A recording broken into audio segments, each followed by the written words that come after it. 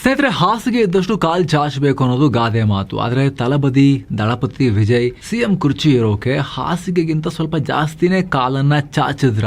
ತಮಿಳುನಾಡಿನ ಈಗಿನ ಆರ್ಥಿಕ ಪರಿಸ್ಥಿತಿ ನೋಡಿದ್ರೆ ಈ ರೀತಿ ಒಂದು ಚರ್ಚೆ ಶುರುವಾಗಿದೆ. ಈಗ ಗೆದ್ದ ತಕ್ಷಣ ಇದೇ ವಿಚಾರವನ್ನ ಹೈಲೈಟ್ ಮಾಡಿದ್ದಾರೆ ವಿಜಯ್. ಚುನಾವಣೆಯಲ್ಲಿ ಗೆಲ್ಲೋಕೆ ವಿಜಯ್ ಸಿಕ್ಕಾಪಟ್ಟೆ ಭರವಸೆಗಳನ್ನ ಕೊಟ್ರು, ಗ್ಯಾರಂಟಿಗಳನ್ನ ಕೊಟ್ರು. ಆದ್ರೆ ಖಜಾನೆಯಲ್ಲಿ ದುಡ್ಡಿದೆಯಾ ಈ ಭರವಸೆಗಳನ್ನ ಈಡೇರಿಸೋಕೆ ತಮಿಳುನಾಡು ಗವರ್ಮೆಂಟ್ ಬಳಿ? ಒಂದ್ ಕಡೆ ವಿಜಯ್ ಕೊಟ್ಟಿರೋ ಫ್ರೀ ಸ್ಕೀಮ್ಗಳ ಉದ್ದ ಪಟ್ಟಿ ನೋಡಿ, ಇನ್ನೊಂದ್ ಕಡೆ ತಮಿಳುನಾಡು ಸರ್ಕಾರದ ತಲೆ ಮೇಲಿರೋ ಸಾಲದ ಬೆಟ್ಟ ನೋಡಿ. ವಿಜಯ್ ಕೊಟ್ಟ ಭರವಸೆಗಳ ಸಾಗರ. 5 ವರ್ಷಕ್ಕೆ ಬೇಕು 5 ಲಕ್ಷ ಕೋಟಿ. ಮಹಿಳೆಯರಿಗೆ ಮಾಸಿಕ ಧನ ಸಹಾಯ. ಈ ಹಿಂದಿನ ಡಿಎಂಕೆ ಸರ್ಕಾರದ ಕಲೈನಾಳ್ ಸ್ಕೀಮ್ ನಲ್ಲಿ 1.31 ಕೋಟಿ ಮಹಿಳೆಯರಿಗೆ 1000 ರೂಪಾಯಿ ಸಿಗ್ತಾ ಇತ್ತು. ಆದ್ರೆ ಈಗ ವಿಜಯ್ ರಾಜ್ಯದ 1.57 ಕೋಟಿ ಅರ್ಹ ಮಹಿಳೆಯರಿಗೆ ಪ್ರತಿ ತಿಂಗಳು 2,500 ರೂಪಾಯಿ ಅಂತ ಹೇಳಿ ಡಿಕ್ಲೇರ್ ಮಾಡಿದ್ದಾರೆ. ಎಷ್ಟು ದುಡ್ಡು ಬೇಕು ಗೊತ್ತಾ? ವರ್ಷಕ್ಕೆ ಬರೋಬ್ಬರಿ ಇದು ಒಂದು ಸ್ಕೀಮ್ಗೆನೆ 47,000 ಕೋಟಿ ರೂಪಾಯಿ ಬೇಕು. ಒಂದು ಯೋಜನೆಗೆ 5 ವರ್ಷದಲ್ಲಿ 2.35 ಲಕ್ಷ ಕೋಟಿ ರೂಪಾಯಿ ಬೇಕು. ಇದು ಒಂದು ಸ್ಕೀಮ್ಗೆನೆ. ಎರಡನೇದು ನಿರುದ್ಯೋಗಿ ಯುವಕರಿಗೆ ಭತ್ಯೆ.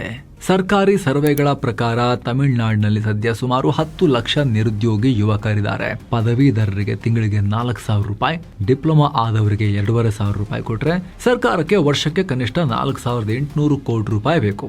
ಇದರ ಜೊತೆಗೆ ವೆಟ್ರಿ ಸ್ಕಿಲ್ ಟ್ರೈನಿಂಗ್ ಅಂತ 5 ಲಕ್ಷ ಯುವಕರಿಗೆ ಇಂಟರ್ನ್ಶಿಪ್ ಕೊಟ್ಟು ತಿಂಗಳಿಗೆ 10,000 ರೂಪಾಯಿ ಭತ್ಯೆ ಕೊಡೋಕೆ ವರ್ಷಕ್ಕೆ 5,500 ಕೋಟಿ ರೂಪಾಯಿ ಎಕ್ಸ್ಟ್ರಾ ಖರ್ಚಾಗುತ್ತೆ. ಮೂರನೇದು ಉಚಿತ ಗ್ಯಾಸ್ ಸಿಲಿಂಡರ್. 1.85 ಕೋಟಿ ಕುಟುಂಬಗಳಿಗೆ ವರ್ಷಕ್ಕೆ 6 ಸಿಲಿಂಡರ್ ಫ್ರೀ. ಸಬ್ಸಿಡಿ ರೇಟ್ನಲ್ಲಿ ಒಂದು ಸಿಲಿಂಡರ್ಗೆ 900 ರೂಪಾಯಿ ಅಂತ ಲೆಕ್ಕ ಹಾಕಿದ್ರು ಕೂಡ ಕೇವಲ ಸಿಲಿಂಡರ್ಗೇನೆ ಸರ್ಕಾರಕ್ಕೆ ವರ್ಷಕ್ಕೆ 10,000 ಕೋಟಿ ರೂಪಾಯಿ ಖರ್ಚಾಗುತ್ತೆ. ನಾಲ್ಕನೇದು 200 ಯೂನಿಟ್ ಫ್ರೀ ಕರೆಂಟ್. ಈಗ ಆಲ್ರೆಡಿ ತಮಿಳುನಾಡಿನಲ್ಲಿ ವಿದ್ಯುತ್ ಮಂಡಳಿ 2025 ಅಂದಾಜಿನ ಪ್ರಕಾರ 1.82 ಲಕ್ಷ ಕೋಟಿ ರೂಪಾಯಿ ಸಾಲದಲ್ಲಿ ಮುಳುಗು ಹೋಗಿಬಿಟ್ಟಿದೆ. ಹೀಗಿರುವಾಗ ಈ ಹೊಸ ಭರವಸೆಯಿಂದ ವಾರ್ಷಿಕ 4,248 ಕೋಟಿ ರೂಪಾಯಿ ಹೆಚ್ಚುವರಿ ಹೊರೆ ಬೀಳತ್ತೆ. ಐದನೇದು ಇನ್ನೂ ಕೂಡ ಆಘಾತಕಾರಿ ವಿಚಾರ ಏನು ಅಂದ್ರೆ ಮದುವೆಗೆ ಚಿನ್ನ. ತಾಳಿಕ್ಕುಂ ತಂಗಂ ಯೋಜನೆಯನ್ನ ಮತ್ತೆ ತರ್ತೀವಿ. ಬಡ ಹೆಣ್ಣು ಮಕ್ಕಳ ಮದುವೆಗೆ 8 ಗ್ರಾಮ್ ಚಿನ್ನ ಅದನ್ನ ಫ್ರೀ ಆಗಿ ಕೊಡ್ತೀವಿ ಅಂತ ಹೇಳಿ ವಿಜಯ್ ಘೋಷಿಸಿದ್ದಾರೆ. ಸದ್ಯ 22 ಕ್ಯಾರೆಟ್ ಚಿನ್ನದ ಬೆಲೆ ಚೆನ್ನೈನಲ್ಲಿ 14,150 ರೂಪಾಯಿ ಇದೆ. ಅಂದ್ರೆ ಕೇವಲ 8 ಗ್ರಾಮ್ ಚಿನ್ನಕ್ಕೆ 1,13,200 ರೂಪಾಯಿ ಆಗುತ್ತೆ. ರಾಜ್ಯದಲ್ಲಿ ವರ್ಷಕ್ಕೆ ಕನಿಷ್ಠ 1 ಲಕ್ಷ ಹೆಣ್ಣು ಮಕ್ಕಳಿಗೆ ಚಿನ್ನ ಕೊಟ್ಟರೂ ಕೂಡ ಸರ್ಕಾರಕ್ಕೆ ವರ್ಷಕ್ಕೆ 1,132 ಕೋಟಿ ರೂಪಾಯಿ ಎಕ್ಸ್ಟ್ರಾ ದುಡ್ಡು ಬೇಕು. 5 ವರ್ಷಕ್ಕೆ ಕೇವಲ ಈ ಚಿನ್ನದ ಸ್ಕೀಮ್ಗೆನೆ 5,660 ಕೋಟಿ ರೂಪಾಯಿಗೂ ಹೆಚ್ಚು ದುಡ್ಡನ್ನ ಸುರಿಬೇಕು. ಇಷ್ಟೇ ಅಲ್ಲ, ವಿಜಯ್ ಕೊಟ್ಟಿರೋ ಪ್ರಾಮಿಸ್ ಲಿಸ್ಟ್ ಇಷ್ಟಕ್ಕೆ ಮುಗಿಯಲ್ಲ. ರೈತರ ಸಂಪೂರ್ಣ ಸಾಲ ಮನ್ನಾ, ಮಹಿಳೆಯರಿಗೆ ಎಲ್ಲ ಬಸ್ಗಳಲ್ಲೂ ಉಚಿತ ಪ್ರಯಾಣ, ರೈತರಿಗೆ ಬೆಂಬಲ ಬೆಲೆ ಗ್ಯಾರಂಟಿ, ಹೀಗೆ ಲಿಸ್ಟ್ ಉದ್ದಕ್ಕಿದೆ. ಇಲ್ಲೊಂದು ಇಂಟ್ರೆಸ್ಟಿಂಗ್ ಕಂಪ್ಯಾರಿಸನ್ ನೋಡಿ. ಈ ಹಿಂದೆ ಅಧಿಕಾರದಲ್ಲಿದ್ದ ಸ್ಟಾಲಿನ್ ನೇತೃತ್ವದ ಡಿಎಂಕೆ ಸರ್ಕಾರ ಉಚಿತ ಯೋಜನೆಗಳು ಮತ್ತು ಸಬ್ಸಿಡಿಗೆ ವರ್ಷಕ್ಕೆ 65,000 ಕೋಟಿ ರೂಪಾಯಿ ಖರ್ಚು ಮಾಡ್ತಿತ್ತು. ಆದ್ರೆ ಈಗ ವಿಜಯ್ ಕೊಟ್ಟಿರೋ ಹೊಸ ಪ್ರಾಮಿಸ್ಗಳಿಂದ ವೆಚ್ಚ ಡಬಲ್ ಆಗುತ್ತೆ. ಡಬಲ್. ಕೇವಲ ವಿಜಯ್ ಕೊಟ್ಟಿರೋ ಉಚಿತಗಳ ಘೋಷಣೆಗೆ ವರ್ಷಕ್ಕೆ 1 ಲಕ್ಷ ಕೋಟಿ ರೂಪಾಯಿ ಮಿನಿಮಮ್ ದುಡ್ಬೇಕಾಗತ್ತೆ. 5 ವರ್ಷಕ್ಕೆ 4.5 5 ಲಕ್ಷ ಕೋಟಿ ರೂಪಾಯಿ. ಟಿವಿಕೆಯ ಈ ಭರವಸೆಗಳು ತಮಿಳುನಾಡಿನ ಒಟ್ಟು ವಾರ್ಷಿಕ ಆದಾಯದ 1/3 ಭಾಗವನ್ನ ಅಂದ್ರೆ ಬರೋಬ್ಬರಿ 33% ದುಡ್ಡನ್ನ ನುಂಗ್ತಾ ಇದಾವೆ. ಇದನ್ನ ಹೇಗೆ ಹ್ಯಾಂಡಲ್ ಮಾಡ್ತಾರೆ ವಿಜಯ್? ಮುಂದೇನಾಗ್ಬೋದು ಅದೆಲ್ಲ ನೋಡೋಕ್ಕಿಂತ ಮುಂಚೆ ಸ್ನೇಹಿತರೆ ಒಂದು ಸಣ್ಣ ಮನವಿ. ಮಸ್ಮಗ ಚಾನಲ್ನ ಕೆಲಸ ನಿಮಗೆ ಇಷ್ಟ ಆಗ್ತಾ ಇದ್ರೆ ವಿಡಿಯೋ ಕೆಳಗಿರೋ ಜಾಯಿನ್ ಬಟನ್ ಮೇಲೆ ಕ್ಲಿಕ್ ಮಾಡೋ ಮೂಲಕ ನೀವು ಚಾನಲ್ ಮೆಂಬರ್ ಆಗ್ಬೋದು, ಪ್ರೀಮಿಯಂ ಮೆಂಬರ್ಶಿಪ್ ಫ್ಯಾಮಿಲಿಯ ಸದಸ್ಯರಾಗ್ಬೋದು. ಇದರಿಂದ ನಮ್ಮ ವಿಶೇಷ ವಿಡಿಯೋಗಳು ನಿಮಗೆ ಮೊದಲೇ ಸಿಗೋದರ ಜೊತೆಗೆ early access, special, exclusive, member only videos ಸಿಗೋದರ ಜೊತೆಗೆ ನೀವು ನಮ್ಮ ತಂಡಕ್ಕೆ ಬೆಂಬಲ ಕೊಟ್ಟ ಹಾಗೂ ಕೂಡ ಆಗುತ್ತೆ. ಆಸಕ್ತರು ಮಿಸ್ ಇಲ್ಲದೆ ಚೆಕ್ ಮಾಡಿ. ಬನ್ನೀಗ ಕಂಟಿನ್ಯೂ ಮಾಡೋಣ ಸ್ನೇಹಿತರೆ. 10 ಲಕ್ಷ ಕೋಟಿ ರೂಪಾಯಿ ಲೋನ್. ಸಾಲದ ಸುಳಿಯಲ್ಲಿ ತಮಿಳುನಾಡು. ಒಂದ್ ಕಡೆ ವಿಜಯ್ ಗ್ಯಾರಂಟಿಗಳಿಗೆ ವರ್ಷಕ್ಕೆ 1 ಲಕ್ಷ ಕೋಟಿ ಎಕ್ಸ್ಟ್ರಾ ದುಡ್ಡು ಬೇಕು. ಆದರೆ ತಮಿಳುನಾಡಿನ ಅಸಲಿ ಆರ್ಥಿಕ ಸ್ಥಿತಿ ಹೇಗಿದೆ? ಅಷ್ಟೊಂದೇನು ಚೆನ್ನಾಗಿಲ್ಲ.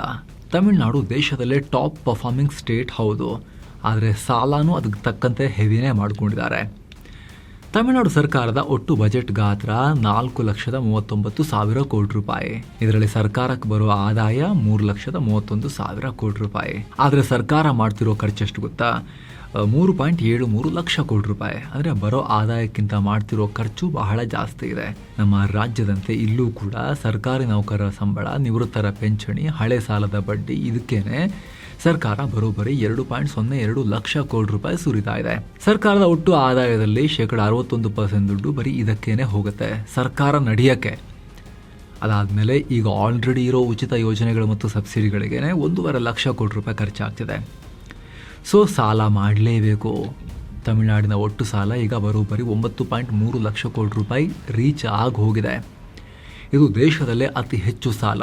2026-27 ಆರ್ಥಿಕ ವರ್ಷ ಮುಗಿಯುವಷ್ಟರಲ್ಲಿ ಸಾಲ 10.71 ಲಕ್ಷ ಕೋಟಿ ರೂಪಾಯಿಗೆ ರೀಚ್ ಆಗುತ್ತೆ ಇವಾಗಿನ ಲೆಕ್ಕಾಚಾರದ ಪ್ರಕಾರವೇ.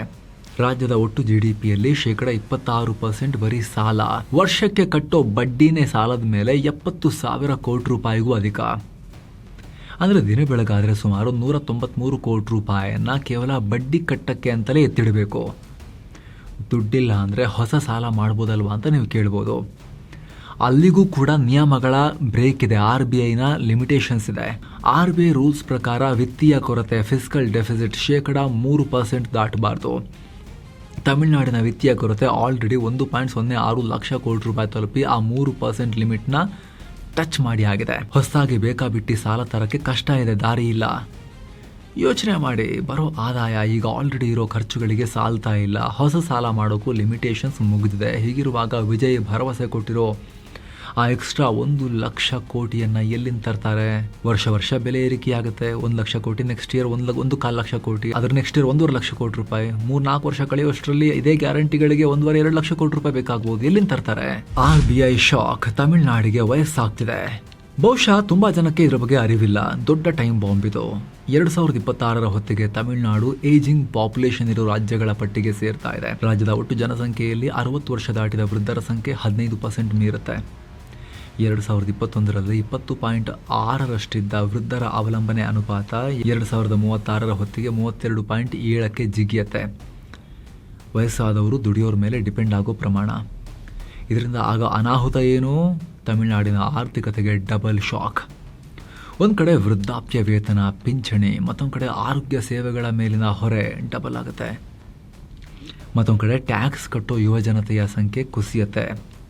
ಕಡಿಮೆ ಜನ ದುಡಿಯೋದು, ಹೆಚ್ಚಿನ ಜನರನ್ನ ಸರ್ಕಾರ ಸಾಕಬೇಕಾಗತ್ತೆ. ಇದು ವಿಜಯ್ ಸರ್ಕಾರಕ್ಕೆ ಉಸಿರುಗಟ್ಟಿಸೋ ವಾತಾವರಣವನ್ನು ಸೃಷ್ಟಿ ಮಾಡುತ್ತೆ. ಕರ್ನಾಟಕದ ಪರಿಸ್ಥಿತಿಯೇ ತಮಿಳುನಾಡಿಗೆ ಕನ್ನಡಿ. ಕರ್ನಾಟಕದಲ್ಲಿ ಕಾಂಗ್ರೆಸ್ ಸರ್ಕಾರ 5 ಗ್ಯಾರಂಟಿಗಳನ್ನು ಕೊಟ್ಟು ಅಧಿಕಾರಕ್ಕೆ ಬಂತು. ವರ್ಷಕ್ಕೆ 51,000 ಕೋಟಿ ರೂಪಾಯಿ ಗ್ಯಾರಂಟಿಗಳ ಬಿಲ್ ಫಸ್ಟ್ ಇಯರೇ ಇತ್ತು. ಇದು ಕರ್ನಾಟಕದ ಒಟ್ಟು ಆದಾಯದ 17%. ಇದಕ್ಕೆ ದುಡ್ಡು ಹೊಂದಿಸೋಕೆ ಕರ್ನಾಟಕ ಸರ್ಕಾರ ಎಷ್ಟು ಒದ್ದಾಡ್ತಾ ಇದೆ, ಪರದಾಡ್ತಿದೆ ನಿಮಗೆ ಗೊತ್ತು. ಪೆಟ್ರೋಲ್ ಡೀಸೆಲ್ ರೇಟ್ ರಾಜ್ಯದಲ್ಲಿ ಹೆಚ್ಚಾಯಿತು. ಸ್ಟೇಟ್ನವರು ಎಕ್ಸ್ಟ್ರಾ ಹಾಕಿದ್ರು. ಮದ್ಯದ ಬೆಲೆ, ಸ್ಟ್ಯಾಂಪ್ ಡ್ಯೂಟಿ, ಆಸ್ತಿ ತೆರಿಗೆ ಎಲ್ಲೆಲ್ಲಿ ಸಾಧ್ಯನೋ ಎಲ್ಲ ಕಡೆ ದರ ಏರಿಕೆ ಮಾಡಿದ್ರು. ಕೇವಲ BBMP ವ್ಯಾಪ್ತಿಯಲ್ಲೇ ಆಸ್ತಿ ತೆರಿಗೆಯಿಂದ 4,500 ಕೋಟಿ ರೂಪಾಯಿ ಹೆಚ್ಚುವರಿ ಕಲೆಕ್ಟ್ ಮಾಡ್ತಾ ಇದ್ದಾರೆ. ಇಷ್ಟೆಲ್ಲ ಮಾಡಿದ್ಮೇಲೂ ಕೂಡ ಸರ್ಕಾರದ ಕೈಯಲ್ಲಿ ದುಡ್ಡು ಉಳ್ಕೊಳ್ತಾ ಇದೆಯಾ? ಇಲ್ಲ, ಎಲ್ಲ ಖಾಲಿ. ಗ್ಯಾರಂಟಿಗಳಿಗೆ ದುಡ್ಡು ಹೋಗ್ತಾ ಇದೆ. ಇದರ ಪರಿಣಾಮ ಅಭಿವೃದ್ಧಿ ಕೆಲಸಗಳಿಗೆ ದುಡ್ಡಿಲ್ಲ ಸರಿಯಾಗಿ. ರಸ್ತೆ, ನೀರಾವರಿ, ಇನ್ಫ್ರಾಸ್ಟ್ರಕ್ಚರ್ ಪ್ರಾಜೆಕ್ಟ್ಗಳಿಗೆ ಕೊಡ್ತಾ ಇದ್ದ ಕ್ಯಾಪಿಟಲ್ ಎಕ್ಸ್ಪೆಂಡಿಚರ್ನಲ್ಲಿ 5,000 ಕೋಟಿ ರೂಪಾಯಿಗೋದಿಗೆ ಕಟ್ ಮಾಡಿದ್ದಾರೆ. ಈಗ ವರ್ಷ ಜಾಸ್ತಿ ಆಗಬೇಕಲ್ವ ಸ್ಪೆಂಡಿಂಗು, ಬೆಲೆ ಏರಿಕೆ ಆಗುತ್ತಲ್ವ, ಇವರು ಕಟ್ ಮಾಡ್ತಿದ್ದಾರೆ, ಇವರು ಹಿಂದಕ್ಕೆ ಹೋಗ್ತಿದ್ದಾರೆ ಇನ್ಫ್ರಾಸ್ಟ್ರಕ್ಚರ್ ಸ್ಪೆಂಡಿಂಗ್ನಲ್ಲಿ. ಯಾವಾಗ ಡೆವಲಪ್ಮೆಂಟ್ಗೆ, ಮೂಲ ಸೌಕರ್ಯಕ್ಕೆ ದುಡ್ಡಿರೋದಿಲ್ವೋ ಆಗ ಹೊಸ ಇಂಡಸ್ಟ್ರಿಗಳು ರಾಜ್ಯಕ್ಕೆ ಬರೋಕ್ಕೆ ಹಿಂದೇಟು ಹಾಕ್ತಾರೆ. ಉದ್ಯೋಗ ಸೃಷ್ಟಿಗೂ ಪೆಟ್ಟು ಬೀಳುತ್ತೆ. ಕರ್ನಾಟಕದ ಇಮೇಜ್ಗೆ ಡ್ಯಾಮೇಜ್ ಆಗುತ್ತೆ. ರಾಜ್ಯದ ಒಟ್ಟು GDP ಗ್ರೋತ್ ಮೇಲೆ ಲಾಂಗ್ ಟರ್ಮ್ನಲ್ಲಿ ನೇರ ಹೊಡೆತ ಕೊಡುತ್ತೆ. ತಜ್ಞರು ಎಚ್ಚರಿಕೆ ಕೊಡ್ತಾ ಇದ್ದಾರೆ. ಅಭಿವೃದ್ಧಿ ವರ್ಸಸ್ ಗ್ಯಾರಂಟಿ ಮ್ಯಾಜಿಕ್ ಮಾಡ್ತಾರಾ ವಿಜಯ್? ವಿಜಯ್ ಕೊಟ್ಟಿರೋ ಪ್ರಾಮಿಸ್ನ ಫುಲ್ಫಿಲ್ ಮಾಡ್ಬೋದು, ಆದರೆ ಜನ ಅದಕ್ಕೆ ಬೆಲೆ ತೆರಬೇಕಾಗತ್ತೆ. ತಮಿಳುನಾಡು ಜನ ಹೊಸ ಟ್ಯಾಕ್ಸ್ ಕಟ್ಟಬೇಕಾಗತ್ತೆ.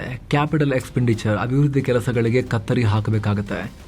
ಭರವಸೆ ಈಡೇರಿಸಲಿಲ್ಲ ಅಂದರೆ ಜನ ತಿರುಗು ಬೀಳ್ತಾರೆ. ದಳಪತಿ ತಲಬದಿ ನೆಕ್ಸ್ಟ್ ಬೀದಿ ಬದಿ ಮಾಡ್ತಾರೆ. ರಾಜ್ಯದ ಆರ್ಥಿಕತೆ ಪಾತಾಳಕ್ಕೆ ಕುಸಿಯುತ್ತೆ. ವಿಜಯ್ ಅವರ ಕೈಗೆ ಸಿಕ್ಕಿರೋದು ಖಾಲಿ ಚೆಕ್ ಅಲ್ಲ, ಬ್ಲ್ಯಾಂಕ್ ಚೆಕ್ ಅಲ್ಲ, ಎಷ್ಟಾದರೂ ಬರ್ಕೊಳ್ಳಿ ಅಂಥೇಳಿ. ಅವ್ರ ಕೈ ಸೇರಿರೋದು ಬರೋಬ್ಬರಿ 10 ಲಕ್ಷ ಕೋಟಿ ರೂಪಾಯಿನ ಸಾಲ. ಕೇವಲ ಬಡ್ಡಿ ಕಟ್ಟಕ್ಕೆ ವರ್ಷಕ್ಕೆ 70,000 ಕೋಟಿ ರೂಪಾಯಿ ಸುರಿತಾ ಇರೋ ರಾಜ್ಯ. ಇದ್ರ ಮೇಲೆ ಎಕ್ಸ್ಟ್ರಾ 1 ಲಕ್ಷ ಕೋಟಿ ರೂಪಾಯಿ ದುಡ್ಡನ್ನು ಹುಟ್ಟಿಸ್ಬೇಕೀಗ.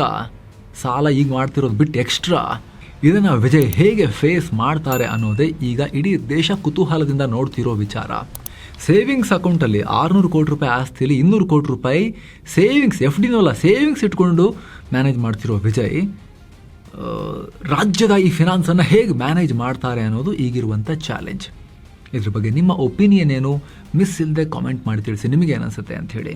ಕರ್ನಾಟಕದ ಕಾಂಟ್ರಾಸ್ಟ್ ನೀವು ನೋಡ್ತಾ ಇದ್ದೀರಲ್ಲ, ಸೊ ಕಮೆಂಟ್ ಮಾಡಿ ತಿಳಿಸಿ ನಿಮಗೆ ಏನಿಸುತ್ತೆ ಅಂಥೇಳಿ. Thank you so much. ಮತ್ತೆ ಭೇಟಿ ಆಗ್ತಿರೋಣ ಸ್ನೇಹಿತರೆ. ನಮಸ್ಕಾರ.